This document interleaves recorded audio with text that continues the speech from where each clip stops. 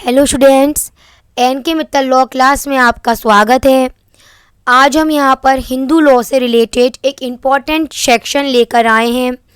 आज की क्लास में हम यहाँ पर हिंदू मैरिज एक्ट्स के रिगार्डिंग सेक्शन 10 जो कि जुडिशल सेपरेशन से रिलेट करता है उसके बारे में बात करेंगे। सेक्शन 10 अभी सबसे पहले मैं लीगल प्रोविज़न को देखूँ उससे पहले जनरली मैं आपको यह भी बता दूं कि जुडिशल सेपरेशन का मीनिंग क्या माना जा रहा है। यहाँ पर जुडिशल सेपरेशन का मीनिंग यह है कि जब भी कोर्ट के द्वारा जुडिशल सेपरेशन की डिक्री दी जाती है तो इसका मतलब जो है ना, जो मैरिज होगी वो फाइनल डिसॉल्व नहीं होती है।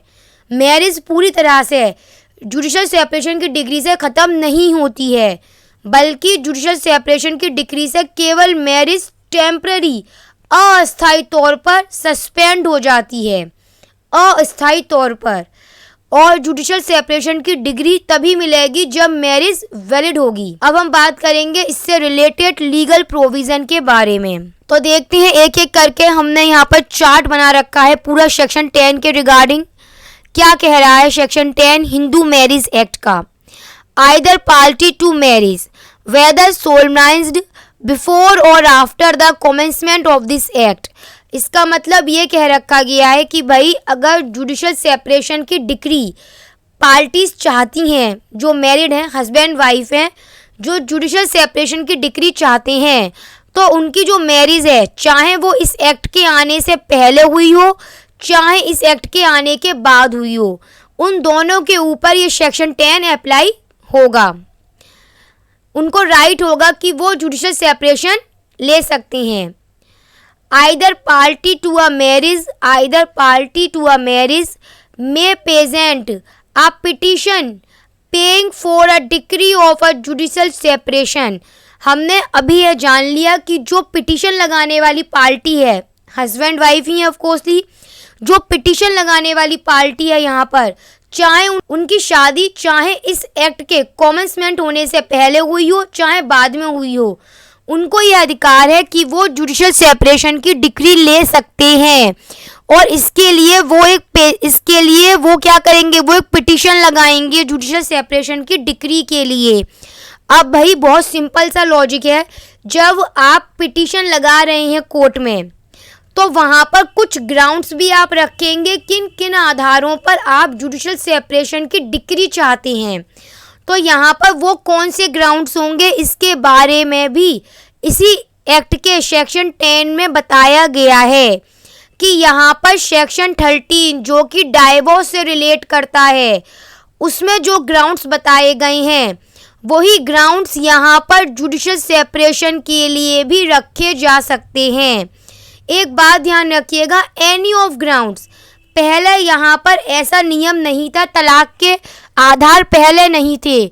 यहाँ पर जब से मैरिज लॉ अमेंडमेंट एक्ट 1976 आया है तब से यहाँ पर यह नियम बना दिया गया है कि सेक्शन 13 जो कि डाइवोर्स से रिलेट करता है, जो कि तलाक से रिलेट करता है, उसके जो आधार हैं जो कि सेक्शन 13 के सबसेक्शन 1 में है और वाइफ के लिए जो दे रखे हैं जो सबसेक्शन 2 में है, अब वही आधार यहाँ पर जुडिशल सेपरेशन के लिए भी अप्लाई होंगे।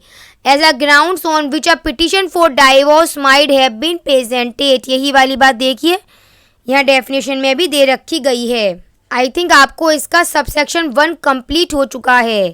सेक्शन 10 के सबसेक्शन 1 में हमने क्या क्या जान लिया, एक बार फिर से रिपीट कर लेते हैं।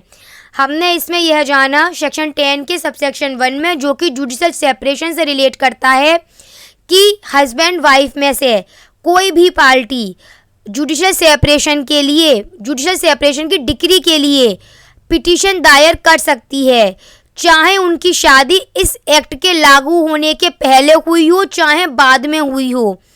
जो पार्टी जुडिशल सेपरेशन की डिक्री के लिए पिटीशन लगा रही हैं उनके जो आधार होंगे जुडिशल सेपरेशन के लिए, ये वही ग्राउंड्स होंगे जो कि तलाक के बताए गए हैं, जो कि सेक्शन 13 से रिलेट करते हैं। यहाँ पर सेक्शन 13 के सबसेक्शन 1 और वाइफ के लिए सेक्शन 13 के सबसेक्शन 2 में जो ग्राउंड्स दिए गए हैं उन्हीं के आधार पर जुडिशल सेपरेशन के लिए डिक्री ऑफ जुडिशियल सेपरेशन के लिए पिटीशन दायर की जा सकती है। अब एक बात समझ लो, इसका सबसेक्शन 2 क्या कह रहा है। Where a decree for judicial separation has been passed, अगर कभी जब आपने पिटीशन लगाई है और उसके बाद जुडिशियल सेपरेशन की डिक्री पास हो जाती है, तो उस डिक्री के जुडिशियल सेपरेशन की डिक्री लागू होने के बाद से जो पार्टीज होंगी, अब जो यहाँ पर पिटिशनर होगा, अब यहाँ पर उसके लिए ये ऑब्लिगेटरी नहीं रहेगा कि वह रेस्पोंडेंट के साथ कोहिबेट करे, उसके लिए अब ये करना ज़रूरी नहीं है।